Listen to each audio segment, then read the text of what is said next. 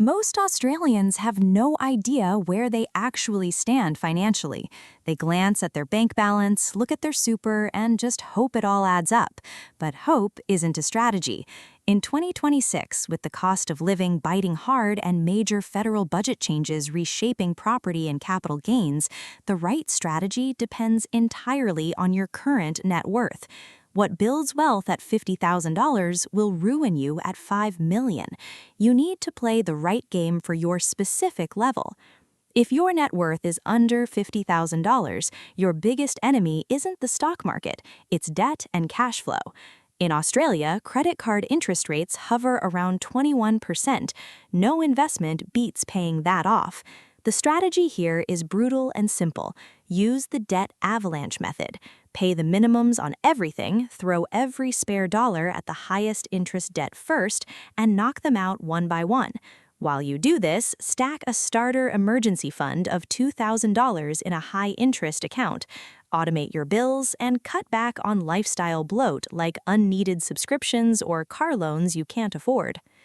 Once your net worth climbs between $50,000 and $250,000, you enter the build phase. The high-interest debt is gone, and you're turning income into assets.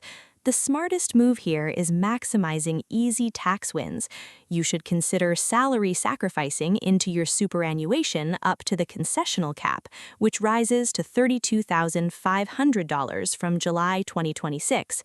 Build a true 3 to 6 month emergency fund and start consistently buying low-cost global index ETFs.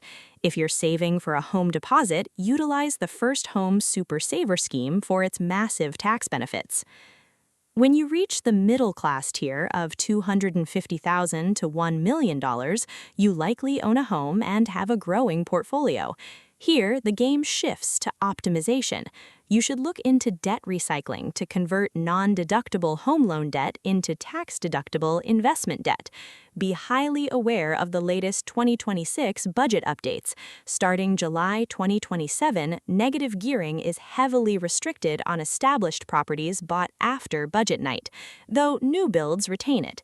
Focus on cash flow, expand beyond the bank and miner-heavy Australian share market into global assets, and shop around for a better mortgage rate every 18 months.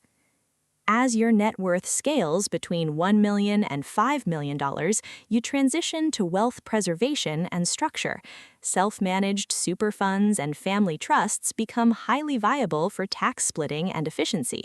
You also need to navigate the new capital gains tax rules coming in July 2027, which cap the discount at 30% and introduce cost-based indexation. Get an estate plan, a solid accountant, and focus on capturing franking credits. Finally, if you cross $5 million, you are managing a legacy. Focus on private credit, commercial property, and robust family governance. Treat your wealth like a business, review your numbers, and take one specific action this week for the tier you are in.